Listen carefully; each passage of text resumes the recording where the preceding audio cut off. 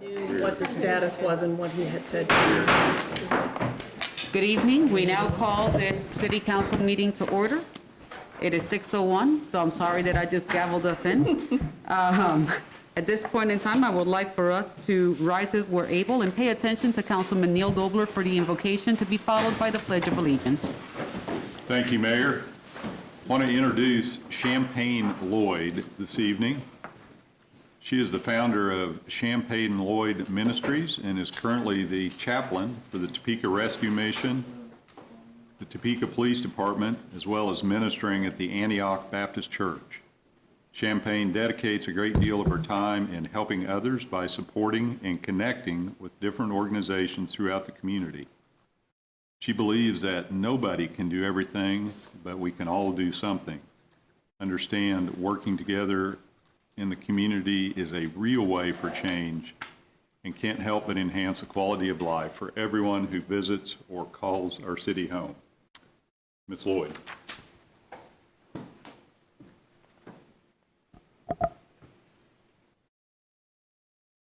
Good evening, governing body. I sure appreciate you. Thank you for your service.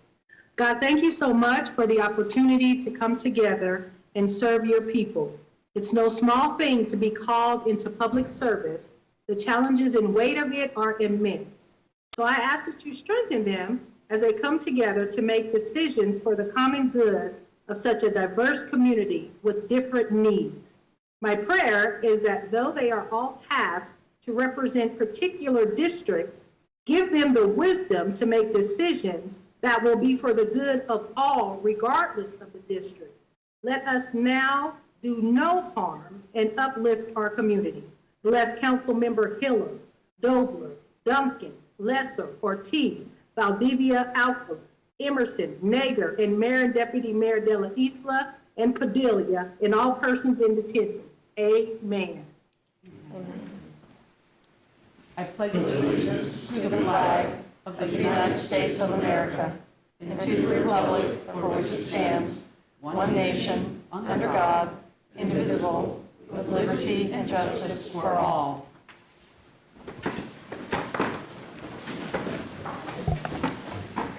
We proceed with a roll call. Mayor De La Isla. Here. Councilmembers Hiller. Here. Valdivia Acala. Here. Ortiz. Here.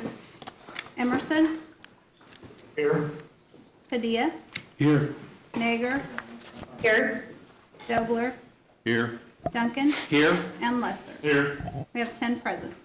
10 being present, we have quorum. We now move on to the appointments, if the clerk would read. A is a board appointment recommending the appointment of Cassandra Taylor to the Board of Building and Fire Appeals for a term ending December 31, 2023.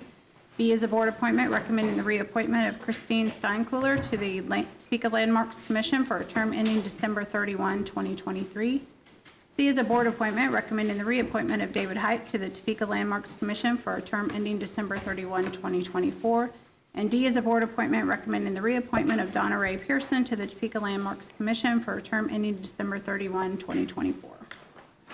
We have heard the appointments. The mayor does not vote on this item. What is the pleasure of the governing body? Move approval. We have a motion for approval by Councilman Dobler, second by Councilman Lesser. Comments or questions with regards to the appointments? Seeing none, we proceed by voting. Councilmembers Emerson, Yes. Padilla, Yes. Nager, Yes. Dobler, Yes. Duncan, Yes. Lesser, Yes. Hiller, Yes. Valdivia Acala, Yes. and Ortiz. Yes. We have 9 yes, motion carries. Thank you very much. We do have Ms. Pearson here with us this evening. And Ms. Pearson, if you could rise. Thank you so much for your service to this community. We appreciate you. I did not see any other of the individuals that were appointed, so with that, we will move on to the consent agenda. There has been an item that has been pulled, which is item C. With that, if the clerk could read. A is a resolution introduced by City Manager Brent Trout declaring the entire boundary of the City of Topeka for 2022-2021. B is approval of a public works contract for professional engineering services between the City of Topeka and Del Ripple Constructing Incorporated to aid the city in addressing capital projects. Approval of a public works contract for professional services between the city of Topeka and Fracta to provide software as a service regarding Event 2444 Water Distribution Pipeline Failure Determination Technology Solution. DR minutes of the regular meeting of December 7, 2021, and there's a list of cereal malt beverage applications, and staff is recommending approval. We have heard the consent agenda. What is the pleasure of the governing body? Motion approved. Councilman Lesser moves the approval. Do we have a second? Second. Second by Mayor-elect Padilla. At this point in time, are there other comments or questions with regards to the consent? Seeing none, we proceed by voting. Councilmembers Padilla, Yes. Nager, Yes. Dobler, Yes. Duncan, Yes. Lesser, Yes. Mayor De La Isla. Yes. Councilmembers Hiller, Yes. Valdivia Aquila, Yes. Ortiz, Yes. and Emerson. Yes. We have 10 yes, motion carries. All right, we move on to the action items. Action item 4A, if the clerk would read. A is approval of a real estate agreement between QSR Real Estate LLC and the City of Topeka in the amount of $51,000 to purchase the property located at Southeast 30th and Southeast Powell Streets, Topeka, Kansas. City manager. Thank you, Mayor. So tonight, this is to take action to purchase a piece of property that we need to have in order to build a future water tower, and so staff request approval by the governing body. Comments or questions for the city manager? Seeing none, what is the pleasure of the governing body? Move approval. Councilman Lesser moves the motion. Councilman Emerson seconds. Any comments or questions? Seeing none, we proceed by voting. Councilmembers Nager, Yes. Dobler, Yes. Duncan, Yes. Lesser, Yes. Mayor De La Isla. Yes. Councilmembers Hiller, Yes. Valdivia Aquila, Yes. Ortiz, Yes. Emerson, Yes. and Padilla. Yes. 10 yes, motion carries. We move on to item B, if the clerk would read. B is an ordinance introduced by City Manager Brent Trout providing for a non-exclusive franchise to American Medical Response to operate an ambulance service within the City of Topeka until December 31, 2022, and replacing the franchise ordinance codified at the City Code Appendix B, Article 11, that will expire December 31, 2021. City manager. Thank you, Mayor. This is an annual action that we take. We approve a new franchise agreement with AMR. The franchise agreement was paid by AMR, so they're current with that, and we seek approval. Any questions for the city manager? Seeing no, yes, Councilman Duncan. When was the last time we changed any of these fees? It was 2 years ago. 2 years ago? Okay, thank you. Other comments or questions? Seeing none, what is the pleasure of the governing body? Motion approved. Councilman Lesser makes a motion for approval, Second. seconded by the mayor-elect. Additional comments or questions before I call the vote? Seeing none, we proceed by voting. Councilmembers Dobler, Yes. Duncan, Yes. Lesser, Yes. Mayor De La Isla. Yes. Councilmembers Hiller, Yes. Valdivia Aquila, Yes. Ortiz, Yes. Emerson, Yes. Padilla, Yes. and Nager. Yes. 10 yes, motion carries. We move on to item C, if the clerk would read. C is a resolution introduced by City Manager Brent Trout authorizing improvement project number T601132 that provides for street improvements for Sherwood Park subdivision number 9 as more specifically described herein. City manager. Thank you, Mayor. This is an item, as it states, to approve a subdivision benefit district, and so we seek approval. Questions for the city manager? Seeing none, what is the pleasure of the governing body? Move approval. Councilman Dobler moves approval. Mayor-elect seconds the motion. Comments or questions before we call the vote? Seeing none, we proceed by voting. Councilmembers Duncan, Yes. Lesser, Yes. Mayor De La Isla. Yes. Councilmembers Hiller, Yes. Valdivia Aquila, Yes. Ortiz, Yes. Emerson, Yes. Padilla, Yes. Nager, Yes. and Dobler. Yes. 10 yes, motion carries. We're going to enter into item D as a heads up to the public. This is an item that is a zoning issue. There will be no public comment. And later on in the discussion prior to voting, I will request the release of any ex parte communication by the governing body. Item D, if the clerk would read. D is an ordinance introduced by City Manager Brett Trout, amending the district map referred to and made a part of the zoning ordinances by Section 1850050 of the Topeka Municipal Code on property located at 3245 Southwest Topeka Boulevard from C4 Commercial to Planned Unit Development PUD to C4 Commercial Uses and Warehouse or Storage Uses as defined by Chapter 1855 of the Topeka Zoning Code on 12.7 acres. City Manager. Thank you, Mayor. This is a rezoning, and so the item went through the Planning Commission, and I'll let Planning and Development Services Director Bill Finder go through the particular details of this one. Thank you, Mr. City Manager. Good evening, Your Honor, council members. This rezoning involves the property, many of you know, is the former Gordman's store on South Topeka Boulevard. It would allow for a reuse of the property, reuse of the building, and open up the zoning just a little bit into the industrial classification to allow for warehousing as well as some self-storage. There would not be any allowance for outdoor storage as a primary use or truck parking as a primary use, just any, so it's very limited in what it opens up for industrial, as this does back up to a residential area. So there are conditions in the ordinance that that do restrict some of the truck traffic access, as well as puts limits on additions. I'll be happy to answer any questions. The Planning Commission did recommend unanimous approval. Any questions for, yes, Councilman Emerson? Thank you, Mayor. Yeah, Mr. Finder, I just had a question. I saw the commission did put several stipulations on there. Is the applicant fine with those stipulations?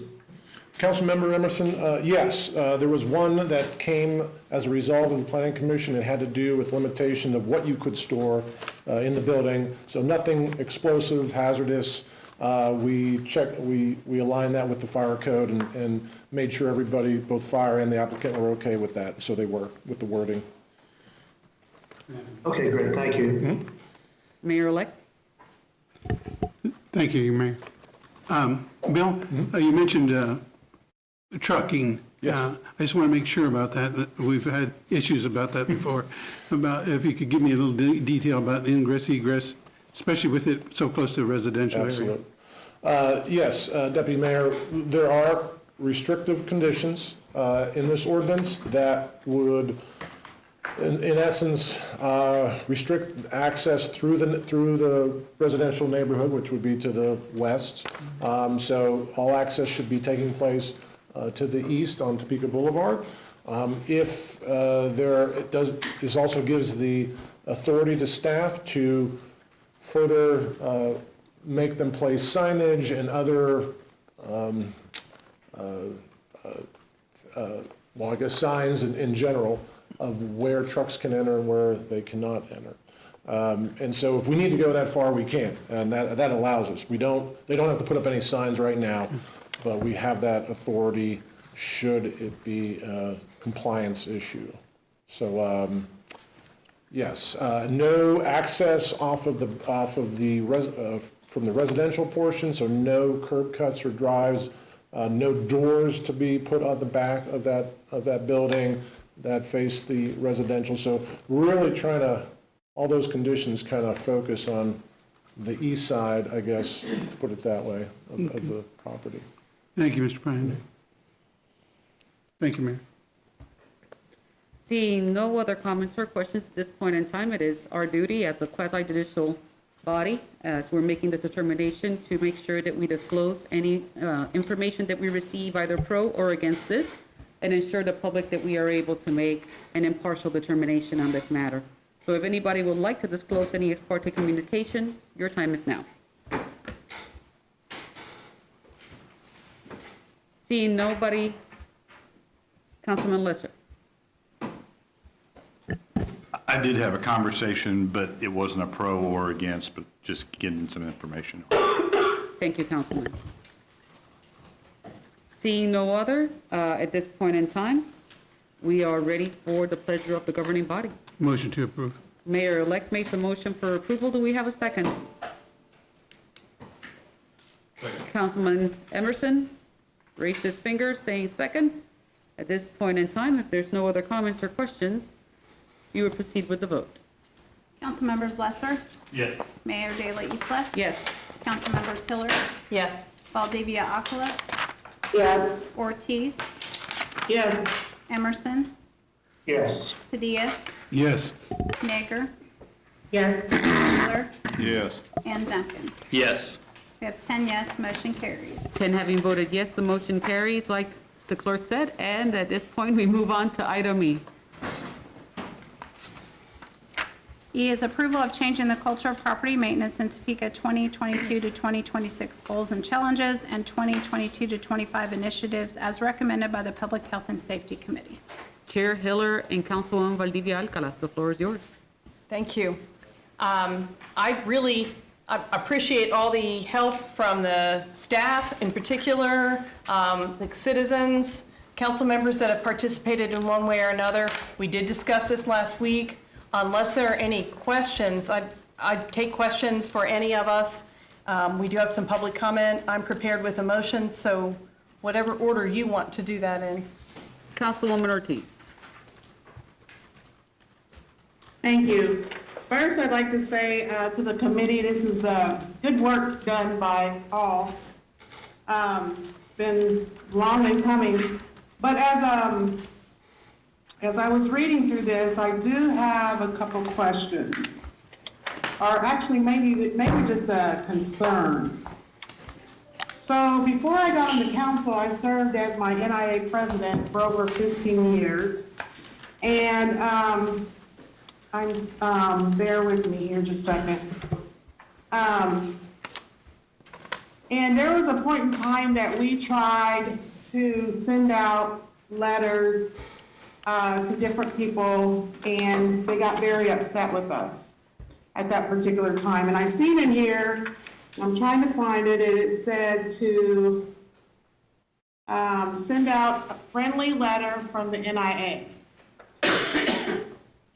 And I just didn't know if you would rethink that. What I know that you're trying to do is, and I can't find it because I'm looking for it real fast here, but I know what you're trying to do is you're trying to get people to clean up their property, and you're trying to get membership built with the NIA, if I'm correct.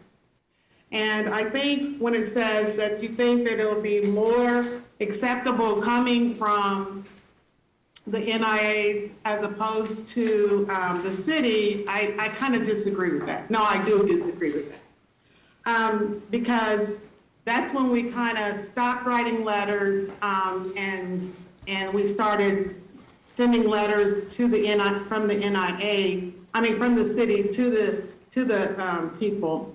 So when we did a redistricting on Southeast 6th Street, we included all the stakeholders to get our projects put together. And they were upset with the NIA because the NIA spearheaded that, and there was a lot of zoning changes that got put into place, and the business owners were very, very upset.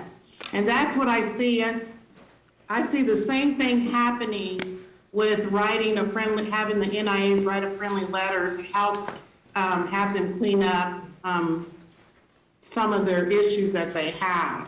So I would recommend that we continue to have the city send out those letters, and maybe the NIAs follow through with the letters. So if they're aware of it, that's what we did in East Topeka South. If we were aware of a situation, we would go and follow through and see how we could help and be of assistance to them.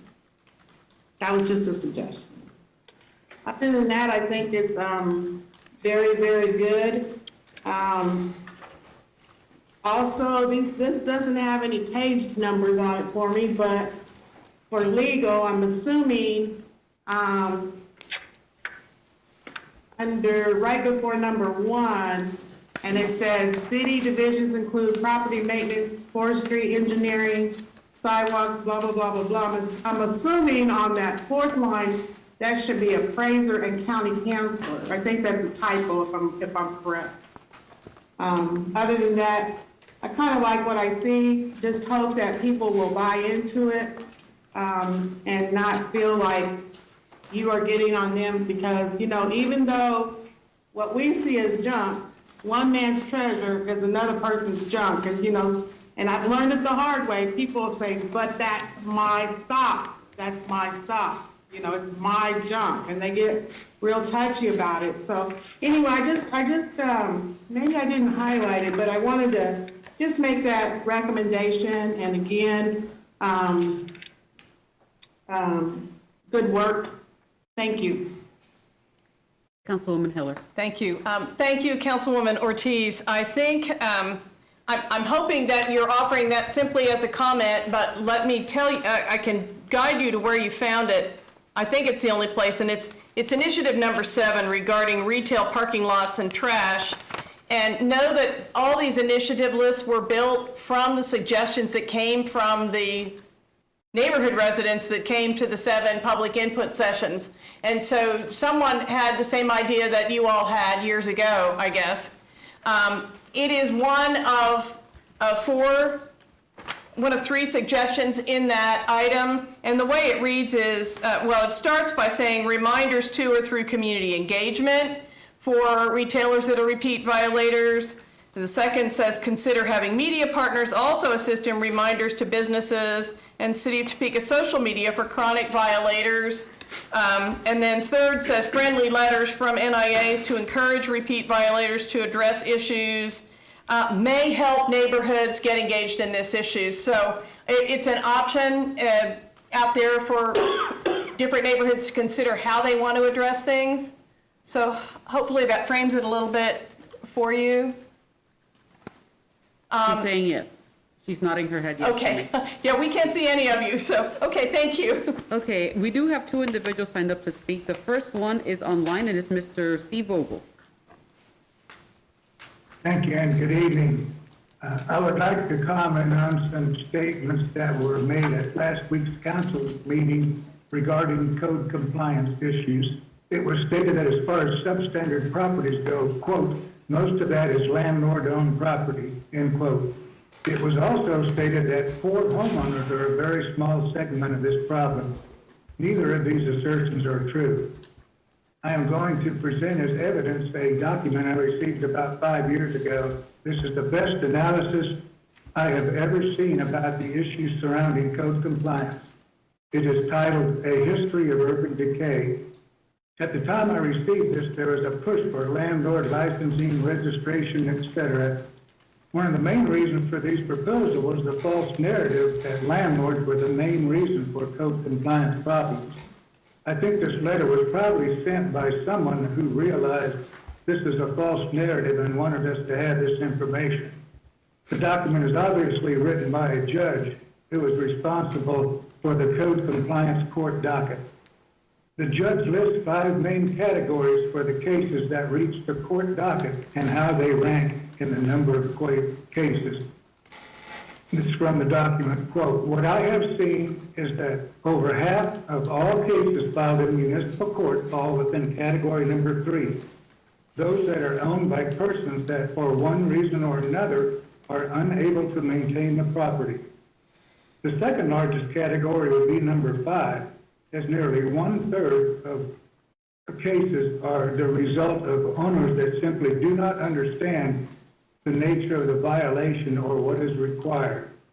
There have only been a couple of cases that fall within category number 4, adamant that the city cannot force them to take action on their own property. Finally, the small portion of remaining cases do fall within categories number 1 and 2, which are income properties and absent owners. After I received this letter, Betty Allen, who was then president of the Landlords Association, and I scheduled and attended a meeting with City Manager Trapp, who had just recently started his job. We gave him this letter and visited him with him about landlords being unfairly targeted. The false narrative about landlords is obviously being advanced again. My purpose tonight is to make the governing body aware of the facts about this subject, so you can make policy decisions based on solid evidence. The bottom line is that landlords are involved in less than 10% of the cases that reach the court docket. So it is obvious that the two assertions that most of the substandard properties are landlord-owned and poor homeowners are a very small segment of code compliance cases are simply not true. The private real estate investors provide housing for 43% of the population, but are only involved in less than 10% of the code compliance court cases. And I would conclude that landlords as a whole do a much better than average job of maintaining their properties. I acknowledge that there are many bad landlords that don't properly maintain their properties and are abusive to their tenants. I fully support efforts to hold them accountable. I want to recognize that most landlords are not like that and do a vital service in providing housing to a large percentage of our population. Thank you. If there are no questions, that's all I have. Thank you so much, Mr. Vogel. The next person signed up to speak is Mr. Pat Delap.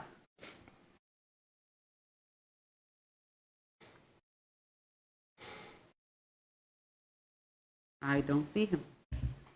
Additional comments or questions for Councilwoman Hiller or Councilwoman Valdivia? Councilwoman Hiller, you had a motion. I do. I would proceed then. You had a question, sir? Prior to that, ma'am, please, Councilman Lesser. No, I just want to say nice job. And the only other comment I would have is in Mr. Vogel's comments. The only thing I would say to that is in 4 years of being on council,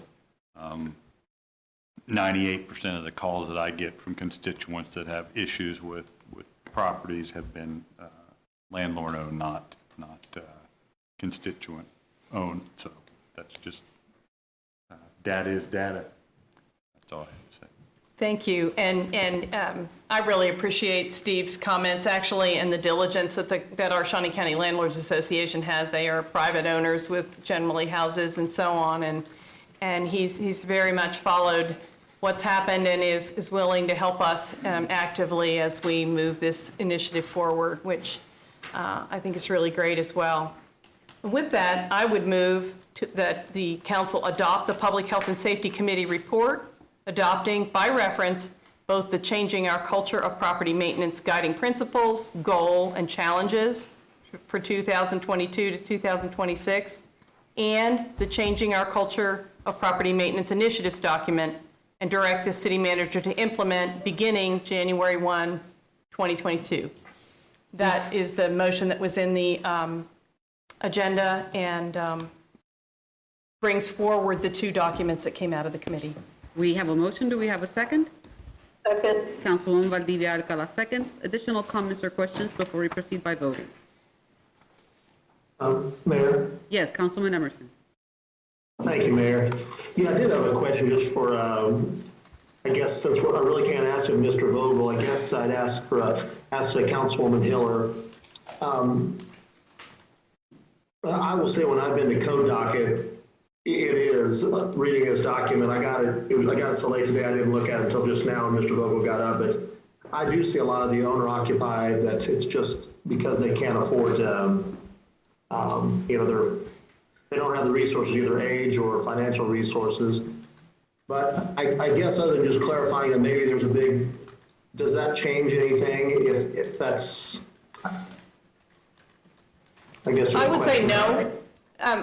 One of the reasons that if you look at the strategies that are in there, the concept of changing the culture of property maintenance is that each case is in and of itself, and in many cases, having the community help those who really can't, who can still stay in their homes, but maybe can't do the repairs or can't mow and so on, for us all to come together as neighbors, family, and community to help those who can't, and work together to raise that, change the culture of how we handle it, with the idea in mind that we should get to a point where people aren't having to go through the property maintenance process, that we're taking care of each other, and that that can reduce that bureaucracy really in a most ideal sense. Thank you. Can I make a comment? Or am I out of I'm order? so sorry, Mr. Vogel. And the reason that you can't is we typically have the allotment of the 4 minutes, and we don't do back and forth with the council members. Okay, thank you. If I can say one more thing, one of the things that his comments brought out, and I think they were kind of just to refute some comments that have been made recently in public comment here in the council meeting, is that many of us who live in these neighborhoods, you know, you have people say, oh, any rundown house must be a neglected rental. And when you live there, you discover that's just not the case often. And so that really is true in many, many cases. Okay. Well, we have a motion, we have a second. At this point in time, we proceed by voting. Mayor De La Isla, Yes. Councilmembers Hiller, Yes. Valdivia Aquila, Yes. Ortiz, Yes. Emerson, Yes. Padilla, Yes. Nager, Yes. Dobler, Yes. Duncan, Yes. and Lesser. Yes. We have 10 yes, motion carries. We now move on to the non-action items. Non-action item A, if the clerk would read. A is discussion regarding the recommendation by the Public Health and Safety Committee to approve a City of Topeka digital equity and inclusion statement of commitment. Chair Hiller. Yeah. Ooh. I want to hand this off to Councilman Dobler, who really handled drawing people together to address the broadband issues and can bring us forward on where we are today. Thank you, Councilwoman Hiller. Appreciate opportunity. I'll try to be quick here. This discussion really started with the onset of COVID and the shutdown. We realized that there was school kids that were home trying to do online schooling without high-speed internet. In a lot of cases, 2 or 3 kids were trying to do homework using a cell phone, using a hotspot, whatever, just not adequate. So we started asking questions in our committee. And really, I think we all jumped to the conclusion initially that we needed infrastructure. We needed to get fiber to parts of Topeka that didn't have it. What we found was really through our 2 major providers, Cox and AT&T, we do have high-speed access to virtually every part of Topeka. The problem is getting that access from the curb to the house.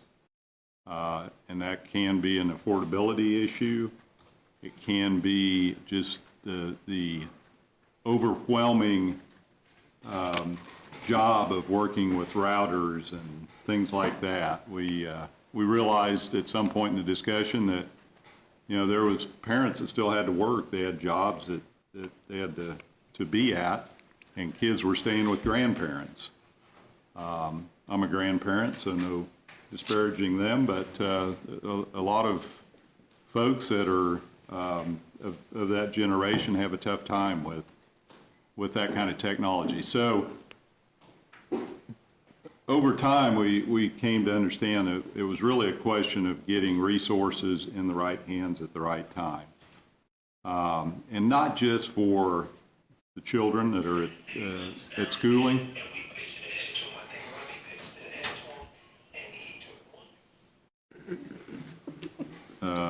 Thank you. But also it's for people that need to apply for jobs. It's for retired folks that need access to services. It's really the fact that everything revolves around digital access in this day and age. I'd like to point out the members of the committee, the ad hoc committee that's now been formalized, that started out this action, and really Scott Gowan, the IAT director with USD 501, has been phenomenal in not only the technology side, but just keeping this initiative rolling. Lazone Grays, so much background in this issue that has been so helpful to the committee. We've had a lot of city staff that have helped Monique Laudet, LaToya Burnett, and others. The rest of the committee, Susan Harris, Jayhawk Area Aging, Michelle Stubblefield from the Greater Topeka Partnership, Trey George, Topeka Housing Authority, Teresa Baker, Housing and Credit Counseling, Thad Hartman from the library, Mark Price, Shawnee County, so this isn't just a Topeka initiative now, and then Ann Ma, this State Education Commissioner for Topeka. So it's been a great group.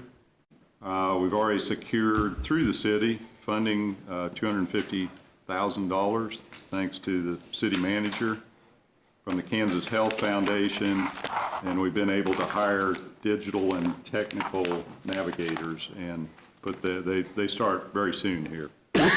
The item that's on the agenda tonight for discussion simply states that the city of Topeka is committed to the process of bringing high-speed internet to everyone in Topeka, and doing that by using funding provided by federal and state government. And as we all know, through the new funding bills, ARPA and the Infrastructure Act, there is significant funding available for high-speed internet. We certainly want the city of Topeka to get their share and to do good things with it. And this does not commit us to spending city dollars. It commits us to extending high-speed internet to everyone in Topeka. Thank you. Thank you, Mayor. Thank you very much.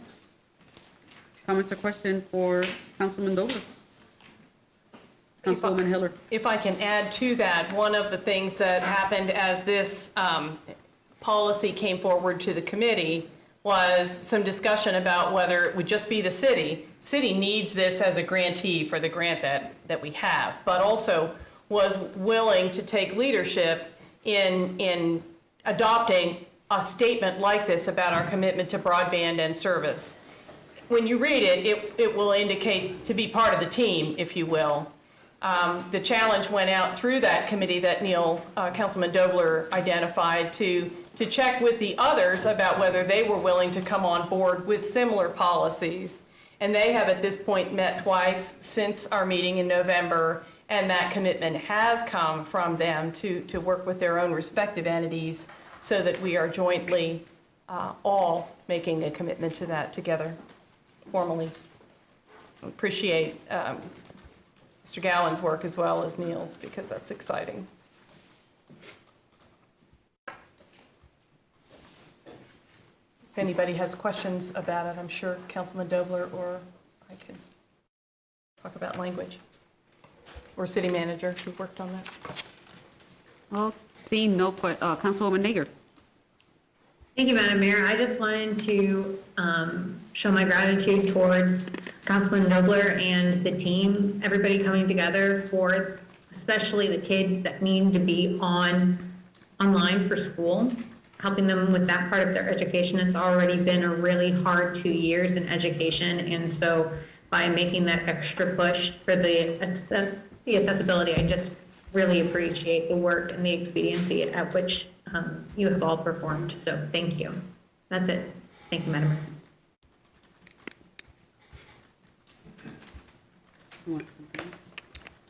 Okay, well, thank you very much. With that, we then move on to the next item for discussion, which is item B, if the clerk would read. B is discussion concerning compulsory retirement, amending chapters 2.30 and 2.35 of the Topeka Municipal Code. City Manager. Thank you, Mayor. This particular item was discussed by the governing body earlier in the year. The item was requested to be brought back as an item for discussion and potential action in the next week. We've been looking at this for a while, feel there is still a need to have a compulsory retirement age, and that need to correct the error that occurred with the elimination of it. So I ask for your consideration of that. As we move forward, we do have two individuals signed up for public comment, and they're both here. The first one being Mr. Matt Bergman, if you can please come.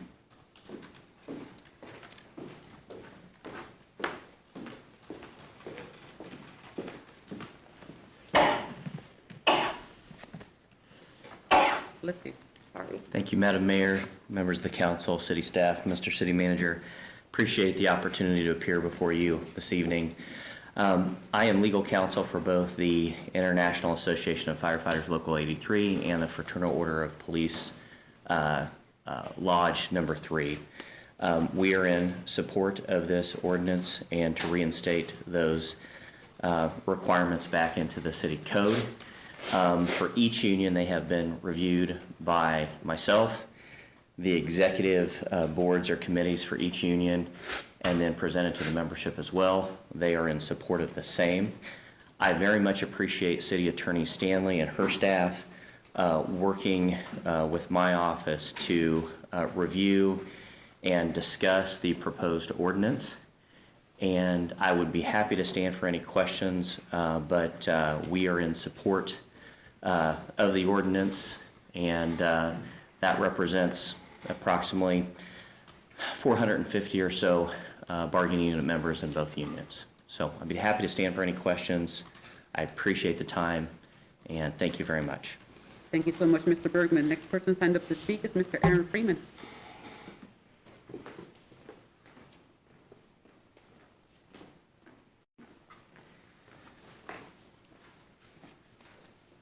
Good evening, Mayor, Council, City Manager. I sent you all an email yesterday, had follow-up discussions with a handful of you last night and today, and I would just echo what Mr. Bergman said and what was in my email here on behalf of Local 83, and we're in support of this ordinance being put back in place. Thank you. Thank you so much, Mr. Freeman. Okay, discussions or questions from the governing body? Councilman Duncan. So when this came back up to us a year and a half ago or something, I voted against it. I still struggle with a question nobody has answered to or addressed in this, which is, I don't understand why we exempt our chiefs, or why there isn't a secondary retirement age for our chief. If we're going to have a mandatory retirement age, I just still feel like we should have something in there if we want to make it higher, I guess. But I don't know. If anyone has an answer to that, that's fine. If not, but that was one of my questions then, and I still ask it into the universe again today. If anyone wants to add any insider thoughts on that, it would be appreciated. City Manager. Thank you, Mayor. I think for us, as we look at that, the possibility that a fire chief might be selected after the age of 60 in order to come back and manage the department is a very distinct possibility. It may not be for a long term, but it is a possibility. And so to eliminate that and make that a requirement, oftentimes too, the administrative duties that are responsible for the chief would allow them to be able to be here for a longer period of time than, say, 3 years. If they were 57 when they were appointed chief, restricting them on how long they would be there to manage and function in that managerial administrative role would be limited, and I don't know that we want to establish that.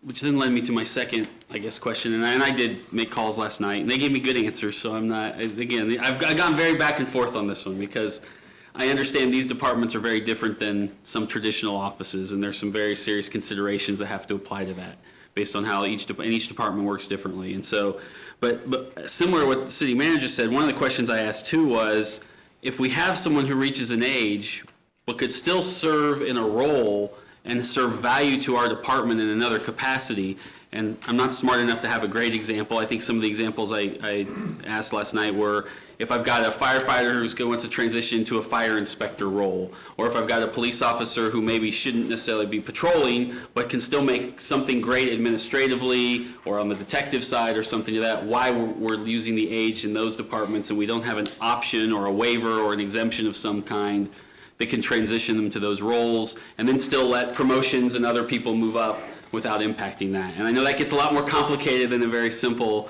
But again, those are the issues, just so everyone knows, that I've been struggling with on this as we look at this. And like I said, they gave me some good answers last night, and it's been helpful, but I'm still stuck somewhere right in the middle on it. So thank you very much, Mayor. Thank you for your comments. Additional comments or questions? Councilwoman Hiller. Thank you, Mayor. I too had some concerns then that really have never been satisfied. and I'll just raise them. I've talked to Aaron as well, but I was troubled then and remain troubled that I think using an age cutoff is arbitrary in terms of whether somebody's fit for duty. And the argument that is being made to do this is to make sure that people are retired out by the time they're 60. I'm blessed to be over 60 and still be doing pretty well as I was in the 20s, and so that hits home a little bit, I must say. But the issue is if somebody's not fit for duty, and my understanding is that there's not a regular double check of the qualifications, the requirements for fit for duty that firefighters have. And there also is not a routine of, apparently, running anybody who's struggling with doing their job through a fit for duty process, so that if they're really struggling or not able to fulfill those duties, that something happens. My concern fundamentally about any of this is what is the stated concern, which is I want our firefighters to be safe. And I'm concerned that apparently the 60 is we've always done it this way, and the way people get advanced or promoted to different positions is all fits in that way that the structure was done before. But like you, if somebody is a great firefighter, and we're short on firefighters, we need people who know what they're doing, who are trained, and so on. And to retire somebody out when they could be a supervisor or an inspector and so on and continue to contribute to the department seems a shame. Correspondingly, if somebody's in their 30s or their 40s and they're no longer able to do that, we need to address that for the safety of our citizens and our firefighters. And it sounds like we're not. And that concerns me greatly. City Manager. With regards to the possibility that an individual isn't capable of being able to continue to perform the duties and that something isn't done as far as an action, that's not true in the sense that I can think of an incident shortly after I arrived here where they were doing training at the docking building and an individual had a difficult time accomplishing the tasks that were assigned to them. And from that, the firefighter was sent for a fitness for duty and determined that there were some issues that needed to be addressed medically before they could return back to duty. And so we do, as the supervisors, do training and do other things that stress individuals that we determine that there's a possibility they can't function in that role further, they will be tested for fitness for duty. The same is true when we go through issues where an individual, a police officer, may have a traumatic event or something along those lines, or there's something that they identify through the management that maybe they need to go and see a psychiatrist or any other type. We can request that occur. So there is an opportunity for us to address issues where we have concerns for fitness for duty. Now, it is not done willy-nilly, and it must be done for just reasons, because we're talking about their position. However, that is something that we're able to do if done correctly. It will accomplish and make sure that we have a fit force both on the police and the fire side. And if I may, my understanding is that we have the ability to do that, but that it is not happening. I can tell you that it has occurred since I've been here in 4 years, at least on both sides, both departments. Well, I'll never forget because a firefighter died right before I came, and that hadn't been addressed, and so I agree, that that's stays a with concern. me. But it can be done, and we have methods and procedures in place to do so if needed. Councilwoman Nager. Thank you, Madam Mayor. I just wanted to also bring to the discussion that our firefighters and our police officers are going through more physical and emotional stress than any of our other municipal employees. They work different hours, they work different shifts, and they have a much more physically and emotionally demanding job. We don't talk about the people that we lose in the line of service in other areas of our city government because it doesn't happen at the same rate. These people are taking their lives into their hands and they're putting their lives into their partner's hands. And so I think it's really important that we do look at this situation differently than how we consider other departments. And we also consider the emotional stress of years of service to our city. This is not a punishment. This is not pointing out that you got to a certain age. This is doing our due diligence and serving the people who have served us. So thank you, Madam Mayor. Thank you. Councilman Dobler. Thank you, Mayor. This may be for the city manager. In the action document here, it indicates that staff is supportive. Does that include the police, the command staff of both police and fire? Yes. So we've got a situation where the upper management of both departments, the administration, and the unions are all supportive of this issue. Is that correct? Correct. Thank you. Councilman Lesser. Thank you, Madam Mayor. I'm going to basically exactly what Councilman Dobler said. I don't need to repeat exactly what you said, but you took the words out of my mouth.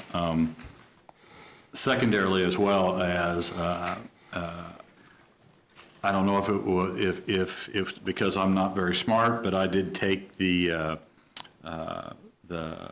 fire department up on an 2 years ago. I took them up on an opportunity to go to Wichita for a day in the life of full suit.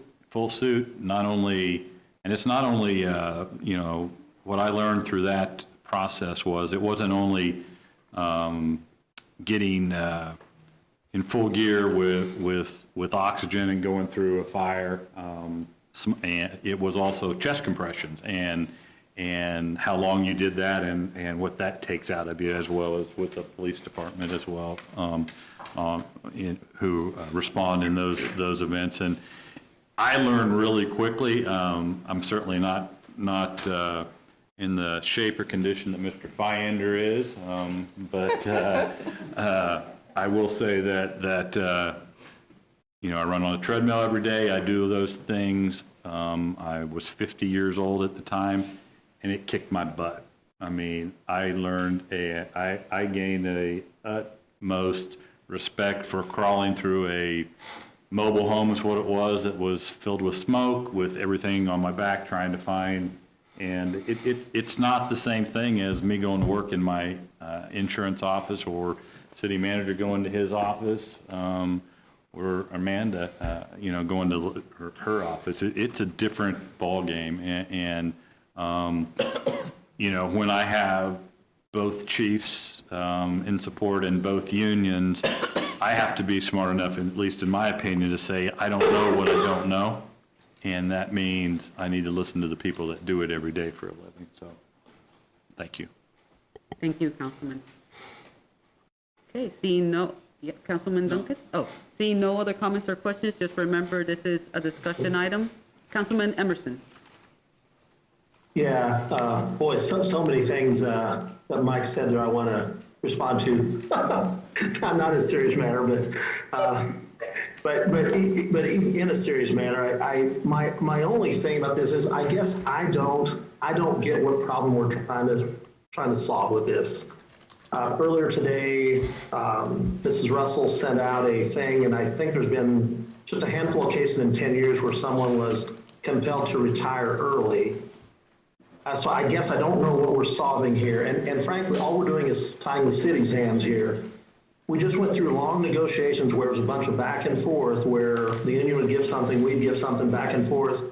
And we just did that 6 months ago, and I guess what I don't understand is why wasn't this part of that? Why didn't we get something if we're going to, you know, it seems like we're negotiating against ourselves here. We're limiting ourselves here without any corresponding limits from the other side or you know, any sort of concession from the other side. Is there something I'm missing here? City Manager, would you like to respond? Well, the only thing that I could say specifically is that the item was discussed in April of 2021. And so we had to wait 6 months, and that was during the time frame when we approved it. So it could not be brought back for 6 months based on the council rules. So it was not included in any other provisions. Okay, I guess my first question though is, what is this trying to solve? It's trying to address the concerns that we have with regards to the age that individuals work till, and making sure, and that has been shown to address concerns related to the performance and abilities of individuals once they reach this age. So based on those kinds of requirements, restricting the ability to move past that age, based on knowledge we have regarding performance of individuals past that age in doing this position. And I mean, are we testing on a yearly basis everyone to see what the levels everyone's at, to know that someone who's 60 can't do it better than someone who's, 30 or 40? I mean, I realize with time, but I can tell you, as Councilman Lesser alluded to, there's a lot of stuff I'm sure to kick my butt, but there's 60-year-olds I know that would do so much better. And I'll tell you, I'm probably a little bit, my dad, 10 years ago when the Great Recession hit, he quit working kind of voluntarily so our younger guys could get more hours and stuff. And we moved him into a senior citizen center about a year ago because frankly, he's went to hell. If he would have still been working today, I think he's 78 now. And when he quit, he was 60, and he was fantastic. His mind was there. He was sharp. He came out every day and worked on a machine, ran an excavator. And the worst thing he ever did, and something I'll never do, is retire and go sit on my butt, because that's the worst thing you can do. And as Councilman Duncan said earlier, these older guys are they're a gold mine of information and experience. Surely there's some jobs that if someone who's 60 and still wants to continue, surely there's jobs that they can do. I just hate, again, we're tying our hands, we're limiting the number of people we can use and getting rid of some of our best people, which I don't get. Thank you so much, Councilman Emerson. City Manager? Councilman Emerson did have a question that he brought up there, and that was, are we doing a annual test? As was put out in the email today from Ms. Russell, there is an annual medical examination in the fire department, but not a physical fitness test. And the same is true of the police department. There is no physical or medical examination that's done on an annual basis. So thank you, City Manager. So I guess if that is correct, would they be amenable to doing that then? If we're going to go to this compulsory retirement, can we put in those requirements? Would the unions be amenable to that? Because after all, that's really the reason we're doing this, right? Is to make certain everyone can physically do these jobs. I haven't had that discussion with them, but that would be something that I could do between now and next week. Yeah, I'll just tell you right now, I would wholeheartedly support it if that was a thing, because I want everyone to be safe. I want everyone to have the ability to perform these jobs. But again, frankly, it would help. If I had to take the test, I'd watch I eat a little bit more. And I do not, unlike Councilman Lesser, I don't do the treadmill, but I do watch a video of other people exercising. So.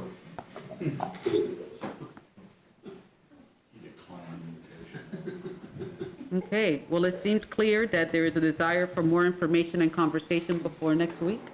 At this point in time, I would encourage all of the parties that are here that are in support of this, as well as the city manager and the council body, to make sure that those questions get answered prior to the next meeting, so that you feel like you have all the answers that you need prior to voting.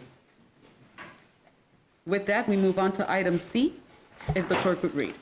C is discussion of potential year-end expenditures due to the estimated $3.5 million of general fund savings experienced during the 2021 fiscal year. City Manager. Thank you, Mayor. So tonight we have before you a request as it relates to annual end-of-the-year expenditures.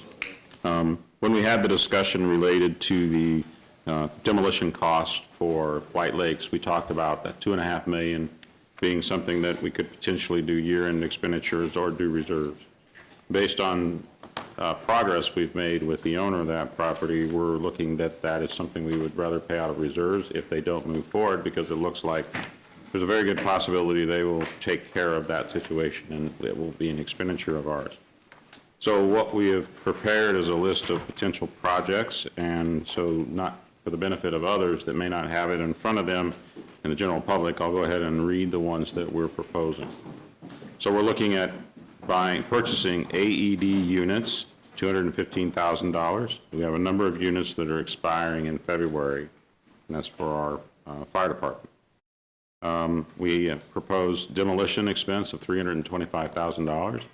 We have had a major, say, expense as it relates to another commercial property on 17th Street that sits between two other properties, and it's going to be very delicate to do the demolition, but the demolition needs to occur. In addition, we've had a large number of homes that have required demolition, and so we have had in the past additional money, but they ran short this year, so we're requesting we move forward with ordering some additional demolitions to occur in order to clean up some neighborhoods. We've talked about a Menninger Tower project that is being proposed. Part of the issue that needs to happen there is an expense to run utilities into that operation in order for them to be able to get that up and going. We're looking at that as being a contribution that we can make towards that project to incentivize that work to happen. They have a gap, and this is a way that we can do some improvements to our utilities that they will have to do if they do that project, and we can incentivize by going ahead and accomplishing those in order to get those units developed. HVAC in City Hall, we have $1.5 million that would be put towards the $3.3 or $3.5 million project. The remaining amount would be made up with CARES funds that we have available that have not been spent. We have had some issues related to our patch truck, our patch trailers, and we need to purchase a patch truck in order to provide an emergency replacement of that vehicle. We're trying to repair the other patch trailers, but at this point we feel there's a need for a patch truck in order to get our operations back to where they should be for our pothole repairs. The code consultant relates to the change of our culture of property maintenance issue. We have $82,000 there. We just recently received word we may have a partner that's going to come alongside and pay for $32,000 of that, but we're putting the full amount in there just in case to cover down.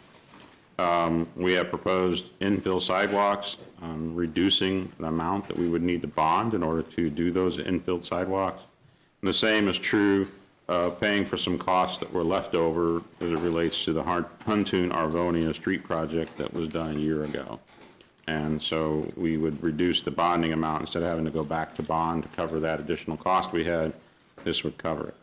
Now, if you had an issue and like an alternative project for any of the projects that are above that, we've listed 3 additional projects that could be considered. Fleet Trans Ops, we have still a need for improving and purchasing new vehicles for our fleet operations in streets. And so this would purchase some dump trucks and other equipment that they need in their fleet. And then also knuckle boom trucks. Those would apply to being able to be utilized for blight control in the neighborhoods so that they would be able to go, these trucks reach out, grab a sofa or a bed that might be sitting on the road and put it in the back of a truck in order to haul it away. They can also be used for the removal of tree debris. So our forestry crews can utilize them in order to be able to do cleanups on large trees and brush as they do their work. And the other is, the last one is firm, which relates to doing additional repairs and work in our facilities, that we have a long list of work that needs to be done in our facilities, and that would provide $1.5 million to assist with that instead of bonding. So wanted to provide that information as the projects that we prefer on the top part, but if you had a desire to consider something different, show you a couple of other alternatives. And so at this point, I'll stand for questions, or if there are additional questions, Finance and Administrative Services Director Steve Wade can provide answers as well. Questions for staff? Councilman Lesser. Talk to me a little bit more about the the Menninger Tower Affordable Housing Initiative. I understand what you're saying in regards to utilities and et cetera, et cetera. Tell me a little bit more about what the project is. So the project that they're proposing would create, is it 60? I would say 60 apartments for that inside of the Menninger Tower building. So they will do a renovation of the building that will create 60 units that would be available for senior housing. And they're working to get tax credits and other types of financing along with their own bank financing to pull the project together. In our discussions with them, they're running at about $1 to $1.5 million gap in order to make that project happen. This could be one component to shrink that gap in order to support getting those senior housing units developed. So it's a senior, affordable senior housing type? It's a combination, if I remember right, some affordable and some market rate. Will there be any incentives tied? Will we have any incentives or guarantees tied to the initiatives that, of the $400,000 that we would provide them? As far as restrictions or guidelines or something along those lines on what we would ask of them? In the lines to number of employees in regards to, property tax and regards. We do have some of those types of things that we'll require, and those have not been negotiated, but those would be items that we would typically expect. Employment, levels of work. They'll also be applying for the NRP program that will also provide them some tax abatement, helping them with to meet that requirement as well. But we will provide requirements as we do with all of our developments such as that for development agreements, such as we did with the Ramada Inn project. And then I guess finally the last question I have in regards to if we incorporate the $400,000 in basically in utility improvements is what I'm basically hearing. Mm-hmm. Are the utility improvements as such that if this project does not come to fruition, that the utilities would then be able to be utilized by another project that came in, another developer, Correct. another something? It will provide utilities for future development. If they want to go beyond the scope of the Menninger Tower itself, this type of utility mains will provide them the capability to continue to expand in that area. They're looking at just the Menninger Tower building, but there's additional land up there that could be developed, and that's something that we would like to see in the future. We believe that's a prime location, and that that might set itself up for further development in the future. Thank you. Mm-hmm. Other questions? Councilwoman Hiller, Thank you. to be followed by Councilman Emerson. Thanks. If, could you just, well, I've got a question about the Menninger one, but then maybe on just the whole list. On the Menninger property one, I mean, that was occupied, it had utilities, and there were lots of people up there working and living. So what is it that we need to do that isn't there, or? I believe it has to do with the size of the mains and the work that needs to be done in order to support it. And so it's a component of their project. And to his questions earlier, to support the core project or And to expansion. get something bigger in there so that the expansion could occur? Exactly. It would allow for expansion in the future. Okay. If you could just run through the list and identify which of these things were already in the CIP or the operating budget and which ones are new. Which ones are in the operating budget? If some of these might, I don't know. So Well, just, were these already in the budget, I mean- or have these all just sort of emerged? They've emerged as targets of opportunity. They are items that we've identified that allow us to move them forward rather than seek to have them in the 2022 budget. And so it's an opportunity to move identified projects up and conduct them sooner and not require the borrowing. Obviously, demolition we currently pay with our operating costs. as a part of the operations budget. The AED units, we typically use operations money for those, if I recall correctly. HVAC is similar to a firm project. We would typically sell bonds in order to accomplish that project, given the large cost that's involved. The patch truck, that kind of fits with the fleet trans ops. It could be operations. We've paid cash for those vehicles in the past, but it also sometimes ends up being selling bonds, depending on what we have for finance monies available. Obviously, the code consultant, that's an operational cost. Infill sidewalks are part of our bonding that we typically do, as is the street, Harvonia on too. But, and help me, because I've asked a few questions about this. For instance, Huntoon Arvonia, yes, it would reduce the bonding amount, but it's money that we didn't expect. It's a project overage. Correct. The sidewalks is actually to offset, it's not adding any more sidewalks, it's just to offset the financing system for the Correct. sidewalks that were already in the plan. Yeah. Okay. The patch truck, this is like a newer truck? Is that It would right? be a new truck. It would be an item that we had patch trucks in the past. We had, prior deputy director had an idea to purchase trailers that would be towed by trucks. And we've had some issues with the functionality and safety of the patch trailers. And so we're doing repairs, but in the meantime, we need to be able to continue that function.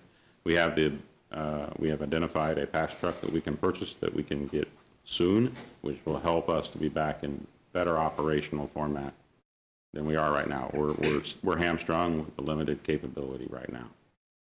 And we'll maybe get some money back on these newer ones that didn't function very well? We're working through that issue. I really wouldn't want to go in to discuss how we're proceeding on that issue. It may result in litigation. What? Yeah, I mean, we could go into some detail, but at this point, there's a possibility of litigation. I really don't want to talk too much more about what's going on. Okay, and then talking about the HVAC in City Hall, which right now isn't in the CIP, so you're suggesting that we put it up in front of, or? It was an item that was identified as we went through the process of analyzing where we might spend CARES money when we received it. One of the items that was identified is poor return air from the outside, bringing outside air into the building, reduced air quality, and circulating the air a certain number of times with fresh air, which is identified as something that's important when it comes to an airborne disease. We've added new filters, we've added ionizing units and done other things, but this is simply an opportunity that we're developing, if this project was done, to bring more outside air into that building and meet the standards that are typical of buildings when it comes to the exchange of fresh air to existing air in the building. Okay, well, it might help for those of us who were here and then the ones who weren't to have a little more information about this proposal if you're wanting to proceed with it, simply because I'm remembering that it started kind of small and then it ballooned and the council had trouble with that, but also kind of set the whole thing aside because the argument was made to us that these things were interrelated, so you couldn't do one without doing the others. And so if this is a partial proposal, I would want to know how. This would complete all issues and concerns related to HVAC, but I'll confirm. Okay.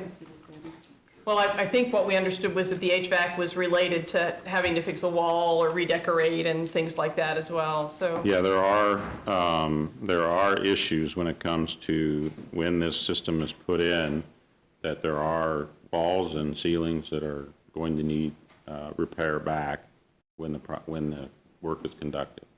Well, that's just what So I would suggest we need I can give you a better clarification description on that. Thank you. Councilman Emerson, to be followed by Councilman Dobler. Thank you, Mayor. Mr. Trout, I guess to follow on what Councilman Lesser said, and I might have missed a little bit of your response, I apologize. But if we set aside this $400,000 to do that, and that project does not come to fruition, is this money then locked? We can't use it for something else? No, it simply goes in reserves and would be available for something in the future should that project never happen. Okay, thank you for that. I guess two things I would like staff to possibly look at between now, and I know this is short notice here, but in the last couple of days, I've driven on two streets that are absolutely horrible, and some of our main streets.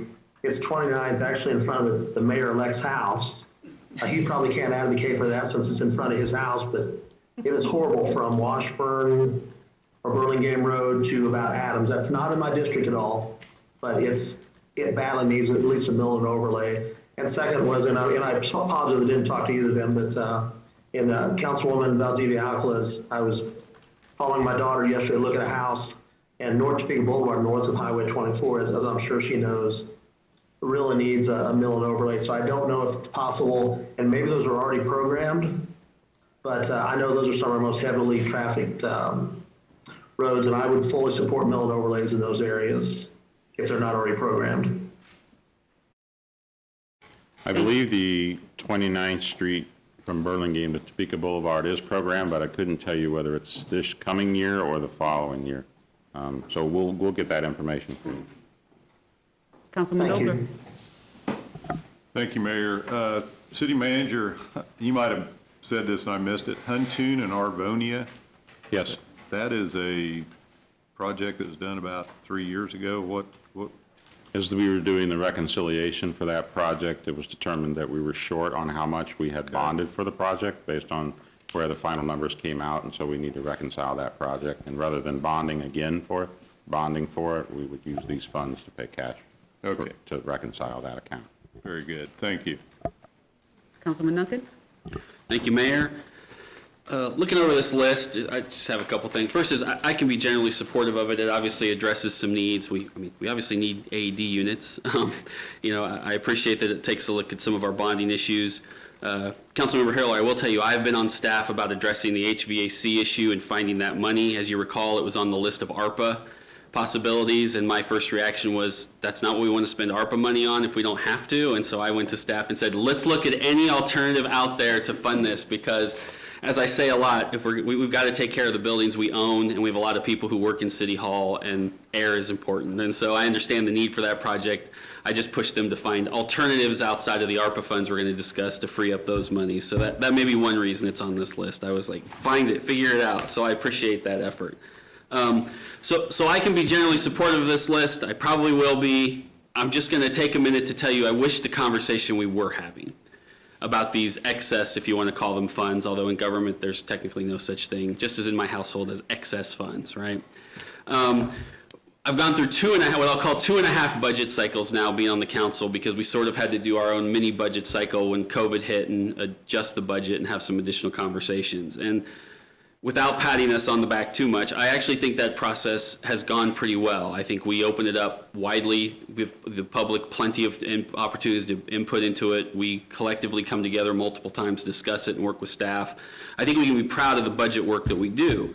And we have a lot of things we have to balance and issues we have to take into account and things we have to pay for. You have to have money to pay for all these things to operate this city. So I'm very aware of that. But one of the things we talk about publicly, especially when we're campaigning, but that has never come up in those 2.5 discussions that we have, is tax relief. We always tell people, I'm always going to look for tax relief when I can find it for you, but then we never actually discuss it too often when we get in the room and actually have those budget discussions. Are there opportunities here for tax relief? And the reality is there isn't always that opportunity. I know when we were going through the contract negotiations for police and fire, one of the emails we all got said, pay them more, but lower my taxes. It reminded me of the old famous photo of the man in the airport at a political rally holding up his sign that said, keep the government off of my Medicaid, right? People sometimes don't draw the correlation that if you want us to pay for these and provide good roads and good public safety, we have to come up with the funds to do that. And we know the top 2 priorities for a lot of our citizens are roads and public safety, and our fire and police are 77% of our budget. Having said that, when opportunities do arise that we could offer some sort of tax relief, it seems like we should at least throw it out there for discussion, or at least I'm going to put it out there. I know it won't go far. I know it's somewhat in vain. I said to the mayor-elect that earlier. I'm going to make this comment tonight, and I understand it is, and I am okay with this list. But I wish we were at some point, we have to get creative with some of these decisions. And I wish our conversation tonight was more on two things I would have liked us to look at, which would be spreading out this $3 million over 2 or 3 years and lowering our mill levy by 1 mil during that period. Therefore, sort of filling that budget gap we would be creating by lowering that mill and giving us some time to figure it out, what that mill is. We're going to see growth in 3 years, right, Councilman Dollar? That's our goal. Or taking a look and providing this funds to our utility department and seeing if there was a way we could lower our utility rates by 0.25% or some sort over the next couple of years. So I will continue to look for those opportunities if we have them. When we have quote-unquote excess funds like we do tonight, it'd be nice to be able to have those opportunities. I know why we can't. I know we've got things to spend here, but those would have been my alternative suggestions. But in lieu of that, I can support what staff has provided here tonight. Thank you very much, Mayor. Thank you. Councilman Doler. Thank you, Mayor. I would just ask that staff keep the second to the last item on the list, because I love to say knuckle boom. And so just keep that on there if you would. All right. Mayor-elect. Thank you, Mayor. Knuckle boom. I'll get one more just for you. Thank you. City Manager, I'm trying to remember, I think, in the conversation you and I had about 29th Street, and I'm glad Councilmember Emerson brought that up. I thought I recollect that it wasn't until 2023 that stretch of road was going to get a look at it. Yeah, I don't remember the specific. I'd have to pull up the CIP, and we'll do that. We'll do that tomorrow and confirm it. All right. 22?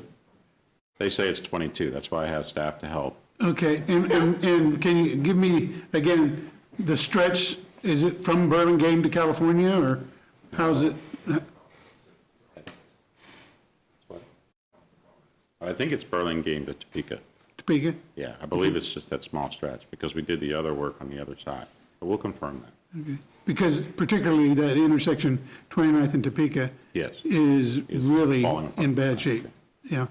And the question is that part of the project that goes from 29th to 37th to do that intersection, or 29th to 21st on Topeka, or is it part of the Burlingame project? It's really, all three of those are scheduled to be done here in the next 5 years, and so it's figuring out where we've established doing the intersection in those projects. I would agree, though, that we've established that doing proactive mill and overlay has really improved a lot of the roads that we have paid some attention to and prolongs that life. So the more that we can do that throughout the city, I think I would encourage us to look at that on a regular basis.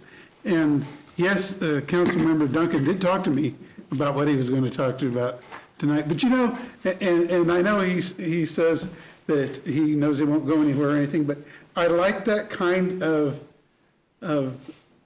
bold thinking, to try and think that, you know, maybe there is something that is out of the routine that we should really consider when we have an opportunity like this. So whether it goes somewhere or not, I hope we continue to look at our problems in a way that really thinks like, well, why didn't we think of that some years ago and get something done? Because I do think that's something that we have to keep in mind in everything that we're doing right now as we try to move forward. Not taking the same steps, but taking sometimes that bigger step that will get us to where we want to be. So I appreciate his comments tonight, and thank you for the update on the 29th Street. Sure. That'll help Tony Emerson getting to and from my place. Thank you. Thank you, Mayor. All right. If you have any other comments or questions, remember that you have this rest of the week to get in touch with staff so that we could have this on our agenda next week. With that, we move on to the public comment. We have several individuals who have signed up. The first one is Mr. John Rush.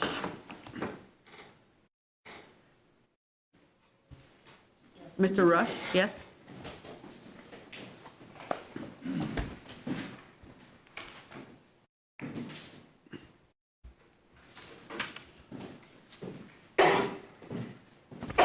Bless you.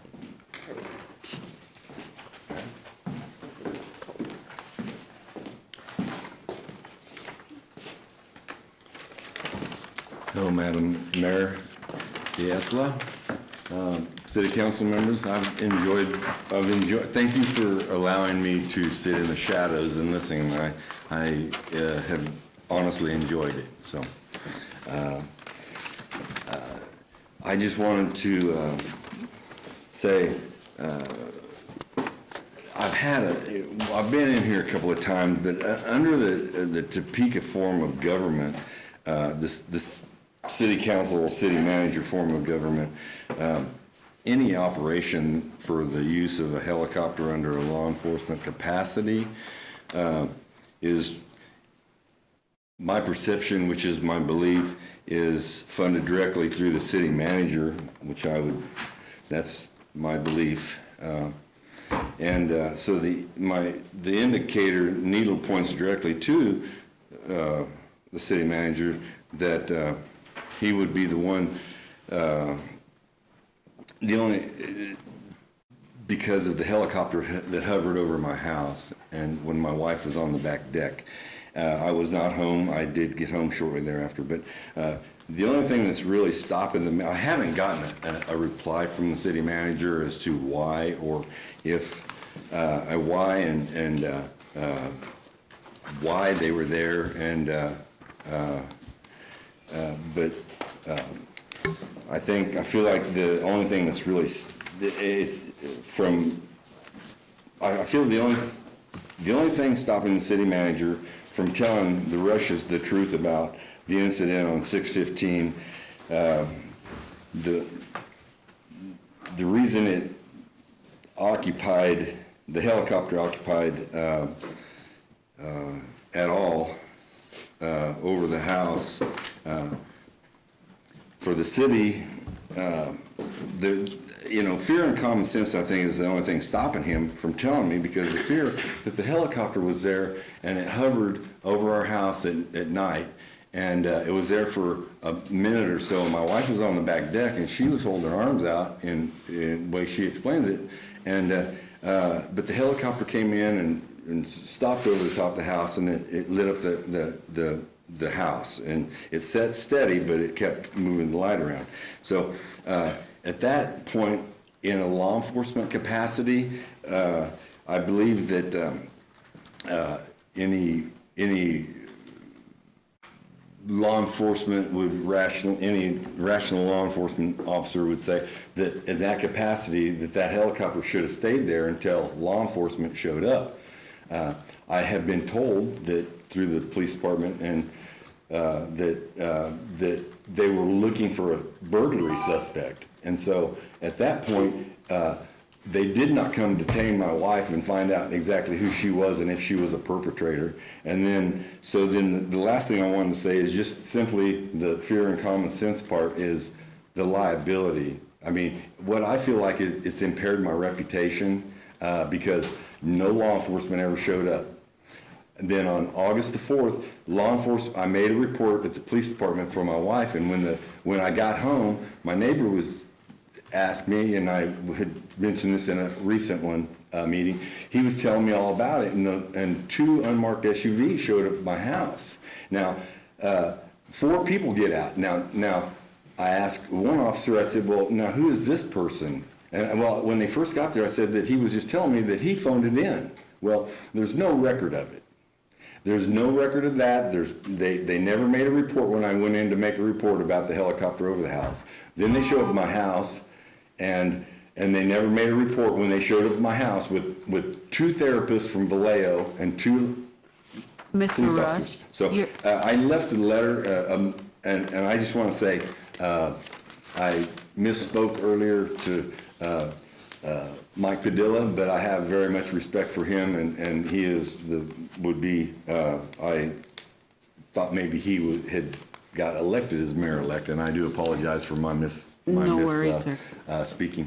But I just wanted to say that because I still your time has expired, sir. Would you like some additional time? What? Your time has expired. It's a 4-minute. Thank you. Thank you so much for coming back. Next Can I person. expect an answer? Will I be expecting an answer? Can I make one City comment? manager. I attempted to contact you and you did not return my call. I have mailed you a letter. If you want a copy of it, you can have it here, sir. You should receive that in the mail in the next day or two. Thank you. Next person signed up to speak is Cortland David. Cortland was supposed to be online. I do not see Cortland Davis in the queue. So we will move on to Sammy Williams.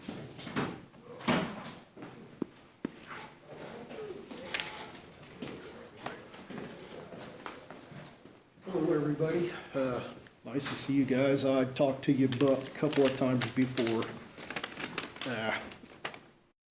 This is about Minigers. I'm pretty sure you guys are probably Minigered out by now, but with that in mind, here goes.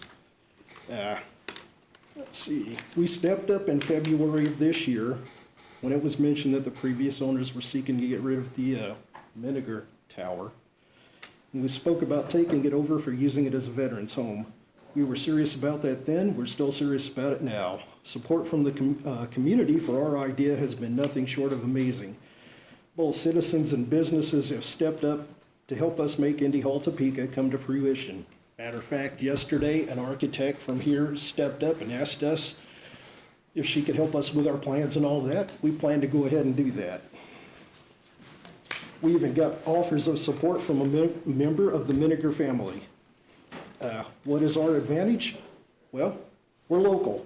All of us at Indy Hall Topeka are Topeka residents. All the people stepping up to offer help or assistance are local. I got two exceptions. One's an architect firm in Manhattan that helped us earlier, and a government employee in Washington, D.C. that said that he would help us out from the Veterans Administration. As locals, we are real easy to reach and take care of problems. We plan to fundraise local, use grants and federal and other agencies in our quest to make this work. Our plan to put local people to work, turn a dead part of Topeka into a vibrant place once again, to make a wonderful place to house, treat, and make life better for every veteran that wishes to use our services. But what about citizens who aren't vets? We have Miniger Hill Park, which would be right in front of the tower, an open park in our front yard, a park, by the way, that doesn't have to be maintained by the city, no less, that anyone can use. Additional to that, we'd have small shops, and some of our apartment buildings on the ground would be open to anyone that wishes to rent from us or to live with us. To sum up, we're just asking for an equal chance to lay out our plans, answer questions, and be given an equal shot at obtaining the tower. Even if not donated, we'd still be willing to consider an outright purchase, which is something no one else has offered to do to date. Thanks. Thank you for your comments. Next person signed up to speak is Trejor Hopkins. And I saw Mr. Hopkins online.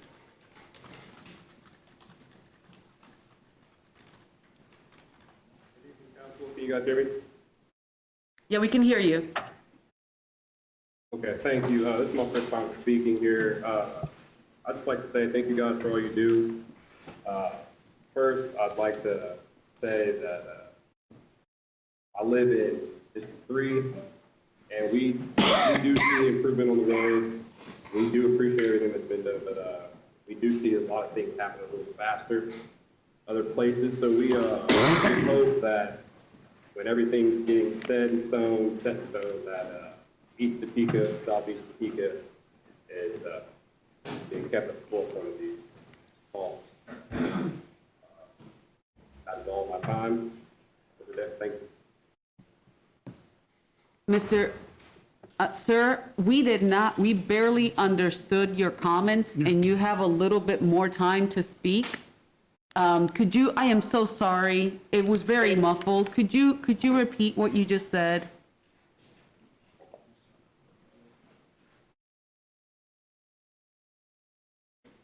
I'm sorry, can you hear me now? Oh, perfectly. Yes, and hopefully that's clear. Again, I said I appreciate, and we as a city appreciate everything you guys do. I just hope that East Topeka and Southeast Topeka can be kept at the forefront of these talks. Our roads are improving, but we need way more improvements, and that was all I'd like to say for today. Thank you. Thank you so much for your comments. Thank you for participating. The next person signed up to speak is PJ Carter.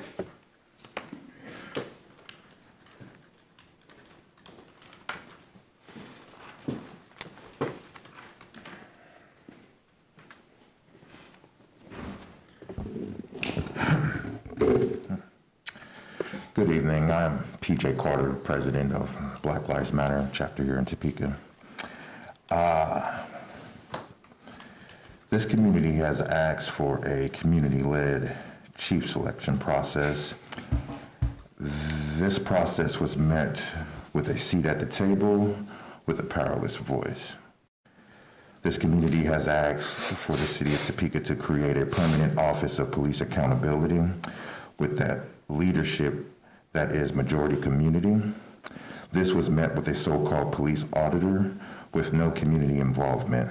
Not only that, but the IPA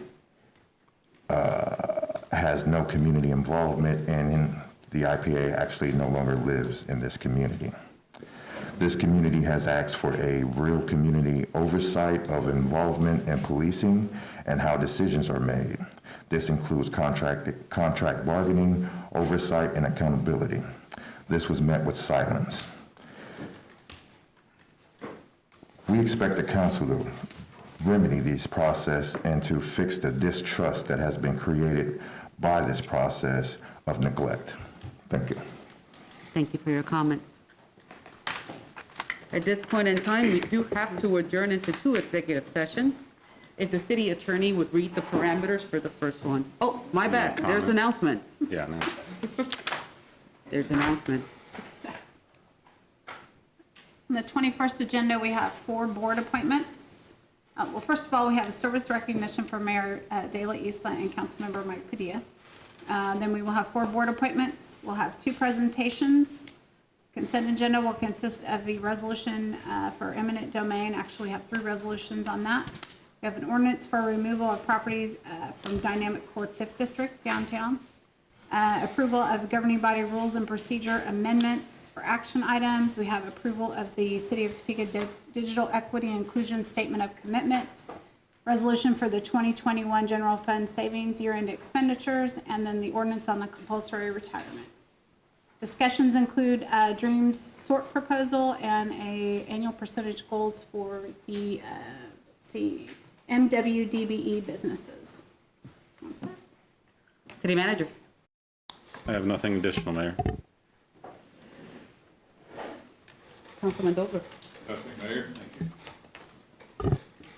Maybe, if I can hit the button right. Just one thing, I'm just gonna give a shout out tonight. I think we've all been on it at least once in the last 1.5 or 2 years, but there is a podcast out there called Ballots and Brews.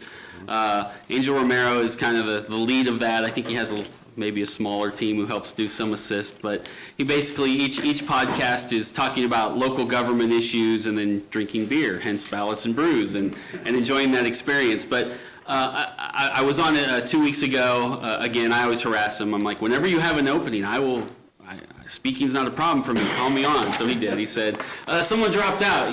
You can fill 20 minutes. But I just think it's neat that we do have something in the community that sort of follows us to some degree. That's not just the newspaper, but it's also a forum that people can discuss these items and not just keeping tabs on us, which is a good thing for the art of transparency, but also helps let people know what we're doing and gives them an opportunity to discuss it and hear on it. So it's Ballots and Brews. You can find it on Twitter and Instagram and Facebook and all those exciting stuff. And they have a podcast, or wherever you get your podcasts, as they like to say. So I would encourage everyone to go back, check out some of their back catalog, especially the one from 2 weeks ago. Great episode. With that's all I have tonight. Thank you, Mayor. Councilman Lesser. I just have two quick things. One, I second, Angel is great.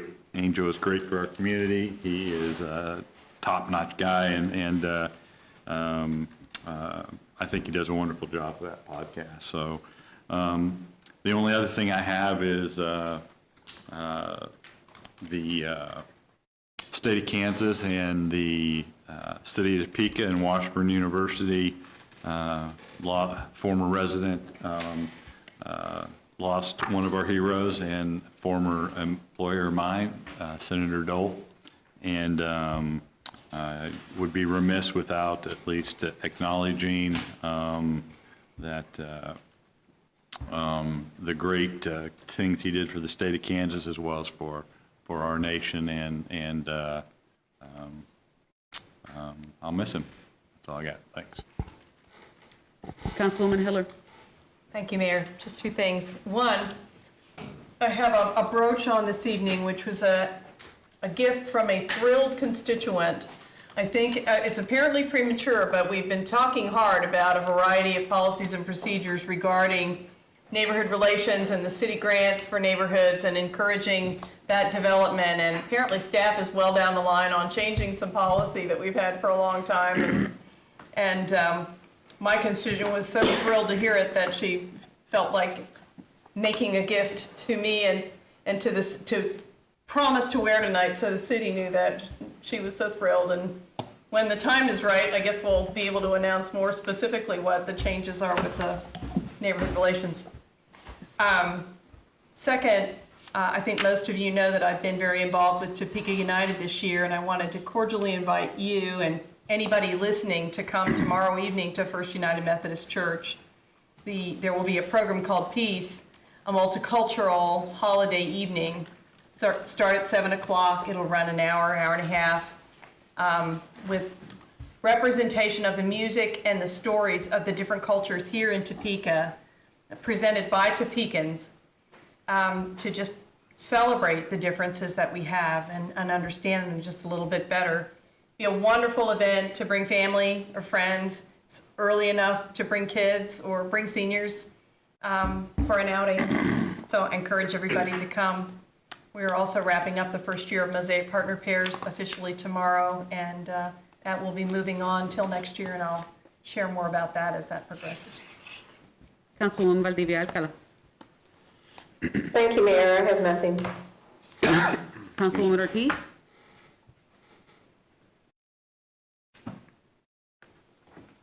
Councilwoman Ortiz. Nothing? Councilman Emerson. Well, I hope I'm not going to steal Mayor-elect's fire here, since he's on the Board of Regents over there, but I did want to congratulate the Washburn girls volleyball team for just an awesome season. Took number 2 in the country, and they were playing in the other team's home court.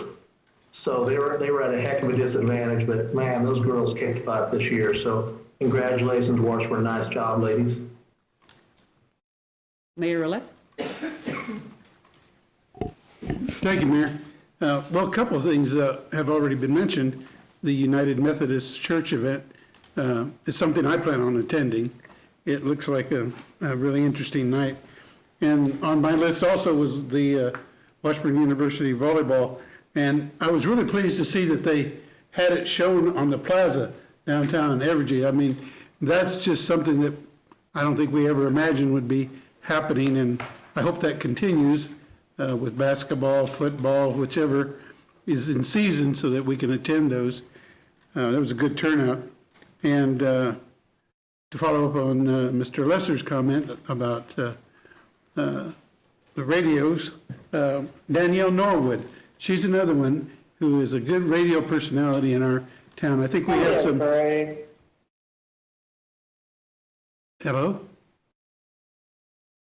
Hello?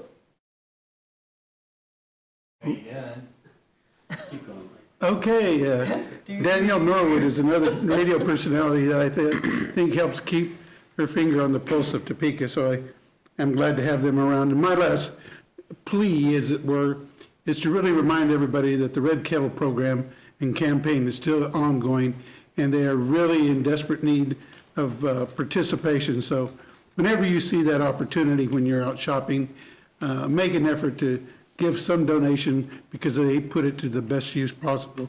Thank you, Mayor. And I hope everybody keeps safe during this holiday season. Thank you. Councilwoman Nager.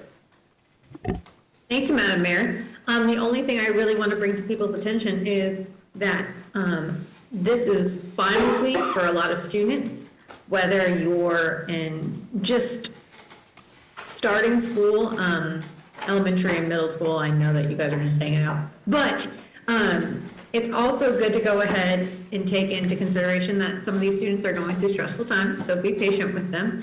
And then next week, whenever they're off on winter break, please be on the lookout for them, as they are going to be moving around the community at times that you don't normally see them. So be safe out there.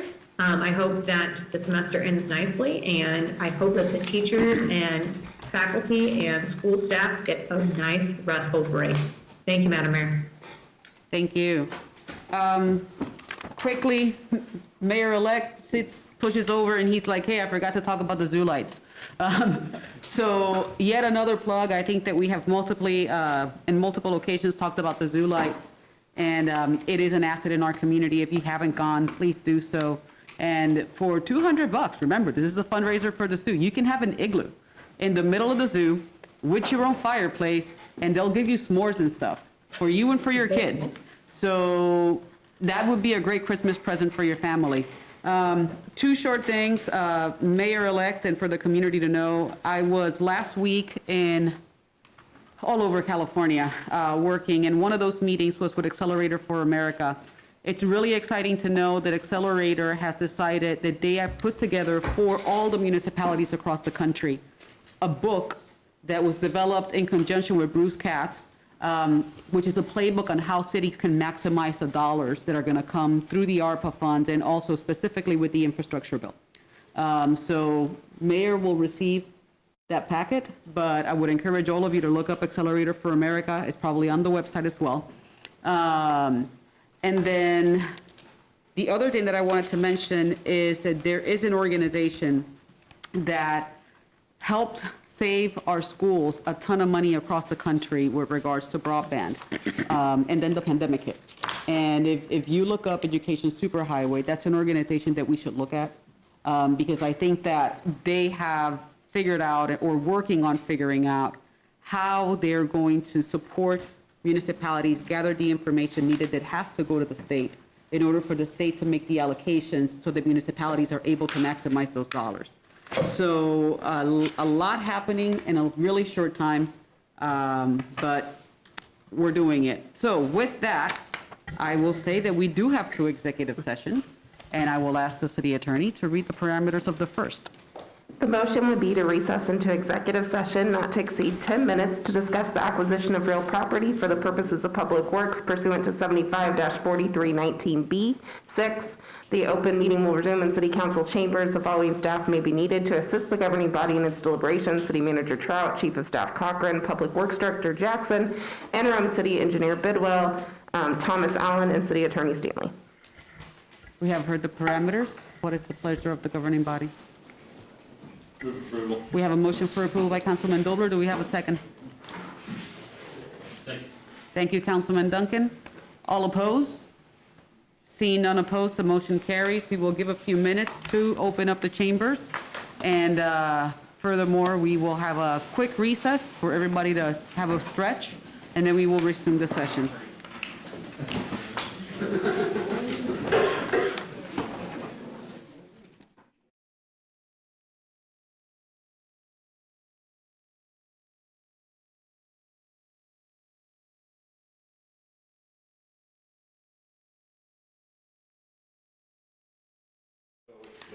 We have come out of executive session with a need for us to reconvene in the same executive session.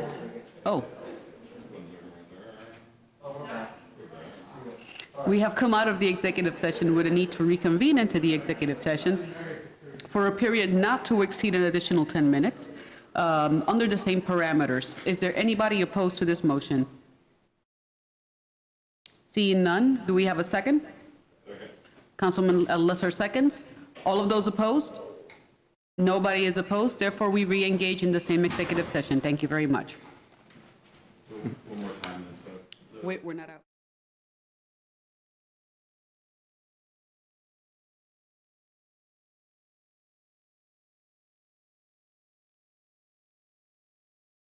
The executive session has ended. No action has been taken.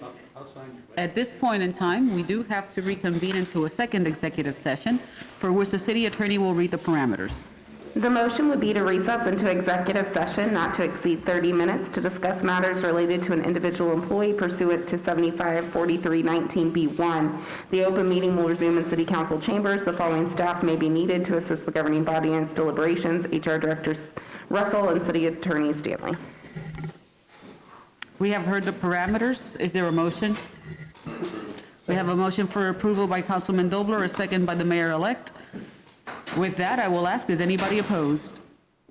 Seeing no opposition, we recess into executive session again.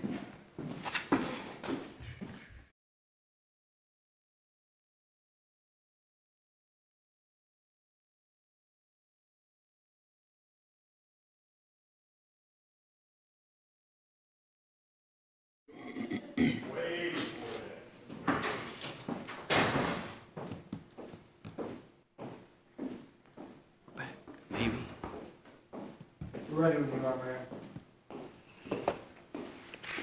We have not concluded the executive session. No action has been taken. However, we need to reconvene into the same executive session under the same parameters for a time not to exceed 30 minutes.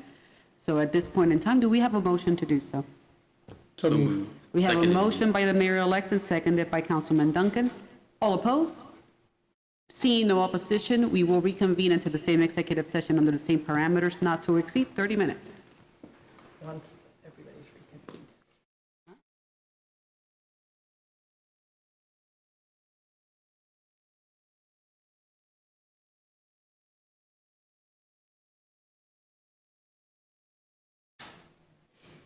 The executive session has ended. No action has been taken. However, there is a motion that the mayor-elect would like to bring on the floor.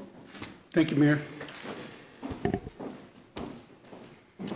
I would like to make a motion to introduce a resolution that has been prepared for the city attorney to read for our deliberation.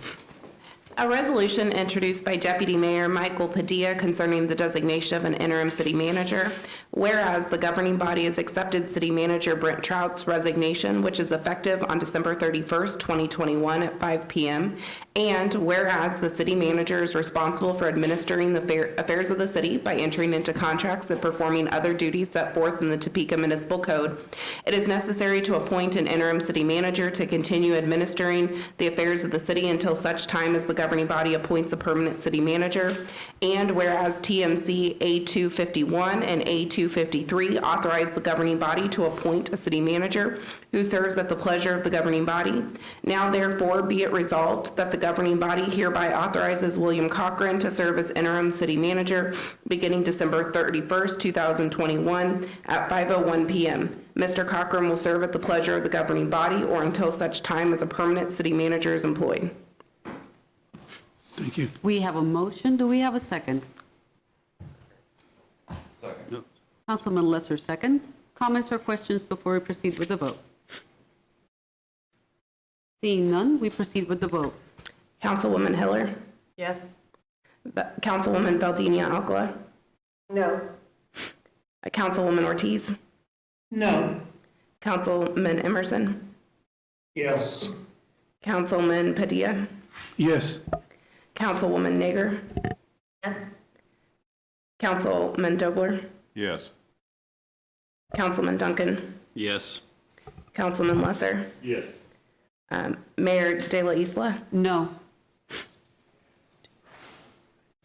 7 having voted in favor, 3 opposed, the resolution carries. All Or right. motion carries, sorry. With there being no other items in front of the governing body, this meeting is adjourned. Who serves in the 60 seconds between 5, when it hits 5 o'clock and when it hits 5:01?